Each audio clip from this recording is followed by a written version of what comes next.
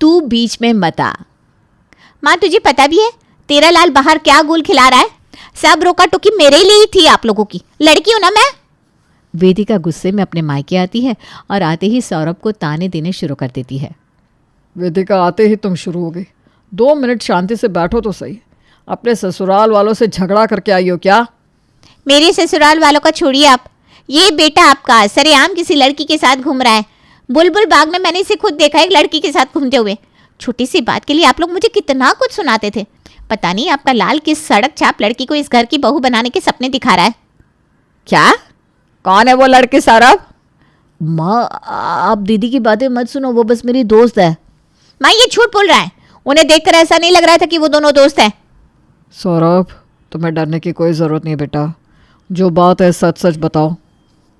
वाह पापा वाह, इस घर में मेरी एक बात नहीं सुनी जाती थी, लेकिन सौरभ की देखो हर एक बात मानी जा रही है। मेरी तो आप लोगों ने अरेंज मैरिज कर दी। वेदिका, सबसे पहली बात तो तुम खुद की और सौरभ की तुलना करना बंद कर दो। हमारे घर में कभी लड़का और लड़की में भेदभाव नहीं हुआ। तुम्हारी शादी के वक्त हमने तुमसे पूछा था कि तुम्हें कोई पसंद है या नहीं। तुम्हें कोई पसंद नहीं था, इस वजह से तुम्हारी अरेंज मैरिज हुई। और ये बात याद रखो, अभी तक हमने सौरभ को शादी के लिए अनुमति नहीं दी है। मुझे क्या है, मैं थोड़ी ना अभी इस घर में रहती हूँ। मुझे तो आप लोगों की फिक्र है। सोचो अगर ये सौरभ कोई भी लड़की उठाकर इस घर में लेकर आया तो हमारा क्या हाल होगा। नहीं वेदिका बिल्कुल सही कह रही है। सौरभ, तुम्हारी पसंद की हुई लड़की हम बहू के रूप में नहीं अपनाएंगे। माँ आप दीदी की बातों में मत आओ, सुरभि बहुत अच्छी लड़की है। दीदी बेवजह आपको भड़का रही है। देखो माँ, उस लड़की ने इसे झूठ बोलना भी सिखा दिया है। अभी तो कह रहा था वो लड़की सिर्फ इसकी दोस्त है। सुरभि ने मुझे कुछ भी नहीं सिखाया, वो तो मैं डर गया था। वो जो कुछ भी है, तुम्हारी ये सुरभि हमें हमारे घर में नहीं चाहिए। तुम्हें घुमा रही है पता नहीं और किसे किसे। वही तो, और ये लव मैरिज टिकती थोड़ी ना है। मेरी वो दोस्त सीमा, उसे का देख लो क्या हाल हो गया साल भर में। एक बार आप लोग सुरभि से मिल तो लो, पहले उसके बारे में गलत अंदाजा क्यों लगा रहे हो? सच में सुरभि बहुत अच्छी है। आप सब लोग चुप हो जाओ, हर बात को लेकर कलेश करने की कोई ज़रूरत नहीं है। सौरभ कह रहा है कि वो लड़की अच्छी है, तो पहले हमें उस लड़की से मिलना चाहिए, बाद में कुछ सोचते हैं। मोहन थोड़ी देर के लिए सबको चुप कराता है, लेकिन वेदिका वहाँ थोड़ी ना रुकती है। मोहन और सौरभ के घर से जाने के बाद वेदिका फिर से शुरू हो जाती है। माँ आपको पता है, मेरा देवर भी ना मेरी देवरानी के बारे में सबको अच्छी अच्छी बातें बताता था शादी होने से पहले। हमारे घर वालों को लगा लड़की अच्छी है तो मेरे देवर की शादी उनकी पसंद से कर दी गई। लेकिन जैसे ही देवरानी घर में आई उसने अपने रंग दिखाने शुरू कर दिए। अरे भाई, अब तो मेरी देवरानी मेरी सास को उंगलियों पर नचाती है। मेरे देवर को भी ना उसने पल्लू से बांध रखा है। मुझे तो डर है कहीं यही हाल लव मैरिज करने के बाद हमारे सौरभ का ना हो जाए। तुम्हारी ये सारी बातें सुनकर ना मुझे डर लग रहा है वेदिका, लेकिन मैं करूँ भी तो क्या। हमारे घर में आखिरी शब्द तुम्हारे पापा का ही होता है। देखते वो क्या निर्णय लेते हैं। ऐसे ही समय बीतता गया। एक दिन मोहन सुरभि और उसके घर वालों से मिलने का तय करता है। मोहन अपने घर वालों को लेकर सुरभि के घर जाता है। कई दिनों तक ऐसा मिलना जुलना चलता रहता है। एक दिन सुरभि और सौरभ का रिश्ता तय होता है। कर लिया ना तुम्हें जो करना था वो, पापा ने तुम्हारी बात मान ही ली ना, कर दी ना तुम्हारे रिश्ते के लिए। हाँ, लेकिन खुद को आईने में देखा है तुमने? कितने खूबसूरत हो तुम, तुम्हें कितनी अच्छी लड़की मिल जाती। पता नहीं तुम्हें वो सुरभि कैसे पसंद आ गई। मुझे तो लगता है उस सुरभि ने तुम्हें प्यारी प्यारी बातों में फंसाया है। अपने प्यार की पट्टी बांध दी है उसने तुम्हारी आंखों पर, जो तुम्हें तुम्हारे और उसमें का अंतर नहीं दिखाई दे रहा है। वो कहाँ तुम कहाँ। सच तो ये कि वो तुम्हें डिजर्व नहीं करती। पता नहीं दीदी आपको क्या प्रॉब्लम है सुरभि से, हमारे रिश्ते से। जब से आपको सुरभि के बारे में पता चला है, आप बस हमारा रिश्ता ख़त्म करने के बारे में सोच रही हो। सुरभि ने मुझे प्यारी प्यारी बातों में फंसाया है, ऐसा आपको क्यों लग रहा है? मैं छोटा बच्चा थोड़ी ना हूँ जो ऐसे किसी की बात पर विश्वास कर लूँ। देख रही हो ना माँ, अभी सिर्फ रिश्ता तय हुआ है, लेकिन तुम्हारा लाल अभी से अपनी पति की तरफदारी कर रहा है। मैं चली जाऊंगी अपने ससुराल, लेकिन अगर वो सुरभि इस घर में आ गई ना तो फिर आप बुरी फंस जाओगी। बस इसी बात की चिंता है मुझे। अब मैं क्या करूँ वेदिका, मेरा बेटा उस लड़की के प्यार में अंधा हो गया है। अब तुम्हारे पापा, उन्होंने भी इस रिश्ते के लिए हाँ कह दिया। अब तो जो भी होगा मुझे सहना होगा। वही तो कह रही हूँ माँ मैं, अगर वो लड़की इस घर में आ गई ना तो सबसे ज़्यादा परेशानी आपको ही होगी। ये लव मैरिज करके आई हुई लड़कियाँ किसी का कुछ नहीं सुनती, बड़ी बदतमीज़ होती हैं। आपसे घर के सारे काम करवाएगी वो लड़की, उसके अत्याचार आपको ही सहने पड़ेंगे। इसका क्या, ये तो चला जाता है दिन भर काम पर। दीदी आप क्यों बेवजह माँ को भड़का रही हो, माँ के कान भर रही हो? तुम्हें ऐसा लगता है कि मैं माँ के कान भर रही हूँ, तुम्हारे खिलाफ माँ को भड़का रही हूँ? लेकिन मैं जो कह रही हूँ ना, ये सच्चाई है और अगले कुछ दिनों में ये तुम्हें पता चल जाएगी। तब तुम्हारे पास बचने के लिए कुछ नहीं होगा, तब रोते हुए मेरे पास मत आना। वेदिका सौरभ और सुरभि की शादी ना हो इसलिए कभी राधिका के कान भरती है, कभी सौरभ को सुरभि के बारे में भड़काने की कोशिश करती है। वेदिका के लाख प्रयास करने के बावजूद सुरभि सौरभ के घर में बहू बनकर आ जाती है। हमारी बराबरी की कोई बहू इस घर में आती तो साथ में कितना कुछ लेकर आती। इस सुरभि के मायके वालों ने तो कुछ भी नहीं दिया, ऊपर से हमसे ही शादी का आधा खर्चा ले लिया। माँ आप ही बताओ, हमारे में ऐसा होता है क्या? अब मेरी शादी देख लो ना, आप लोगों ने अकेले की। मेरे ससुराल वालों ने फूटी कोड़ी नहीं दी, सुरभि के घर वालों ने तो मान पान भी नहीं किया ठीक से। ऐसे थोड़ी ना होता है। वेदिका अब जाने भी तो बेटा, अब हो गई ना शादी, अब हम क्या ही कर सकते हैं। हमें लड़की वालों से कुछ लेने की वैसे भी कोई ज़रूरत नहीं है, भगवान की दया से हमारे पास सब कुछ है। वो तो है माँ, लेकिन उनका भी कुछ फ़र्ज़ बनता है कि नहीं? बड़े घर में बेटी भी आई है इसके माँ बाप ने, लेकिन हमारी बराबरी नहीं कर पाए। दीदी मेरे पापा हमारी शादी का खर्चा उठाने के लिए तैयार थे, लेकिन सौरभ, उसी ने मना कर दिया। सौरभ का कहना था कि अगर शादी दोनों की ही हो रही है तो खर्चा मेरे पापा अकेले क्यों करें। अरे रहने दो सुरभि, जब से तुम सौरभ की ज़िंदगी में आई हो ना, वो पूरा बदल गया है, तुम्हारी ही बोली बोलता है। तुम नसीब वाली हो जो तुम्हें सौरभ मिल गया, और सौरभ के साथ साथ इतना बड़ा घर और ख़ानदानी गहने भी। काश तुम्हारी तरह लड़कों पर डोरे डालना, मीठी मीठी बातों में लड़कों को फंसाना मुझे भी आता, तो आज मैं भी किसी के घर में जाकर तुम्हारी तरह राज कर रही होती। देखो ना माँ, सौरभ इसे घुमाने के लिए स्विट्ज़रलैंड लेकर जा रहा है। मेरा पति तो मुझे मनाली लेकर गया था, उसके लिए भी मैंने ही उसे मनाया था।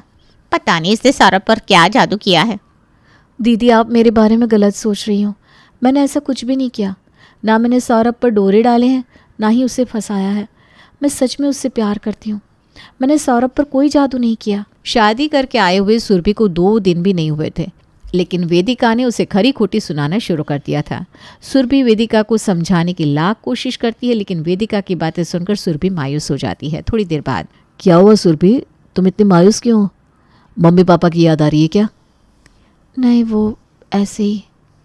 मम्मी पापा की याद नहीं आ रही तो फिर वेदिका दीदी ने कुछ कहा है क्या? पक्का उन्होंने ही तुम्हें खरी खोटी सुनाई होगी।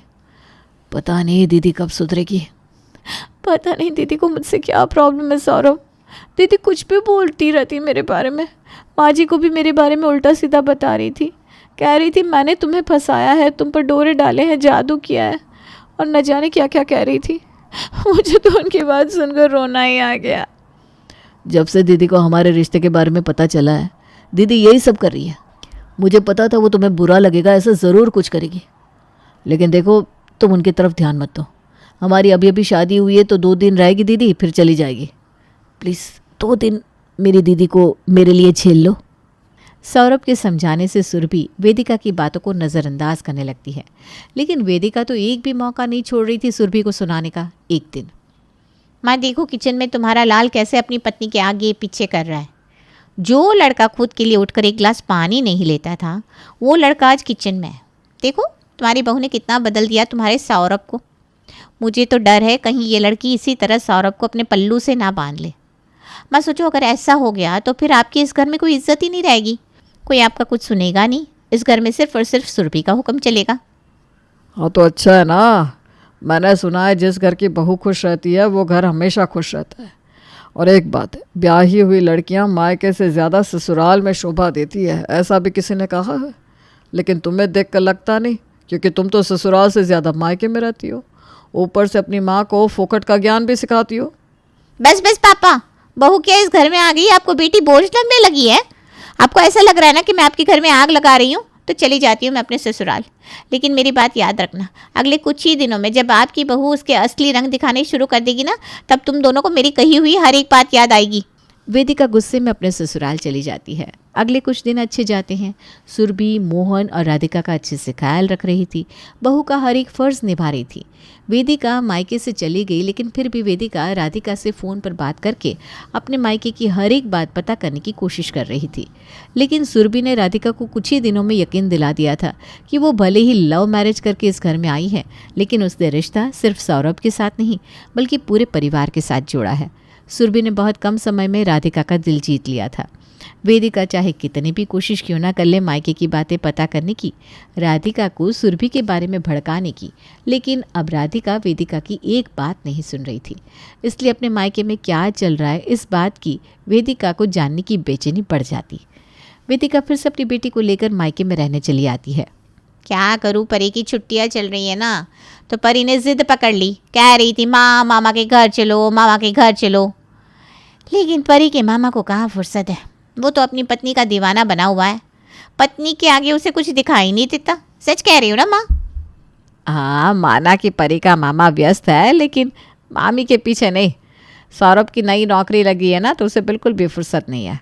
सुबह जल्दी जाता है, रात को देर से आता है।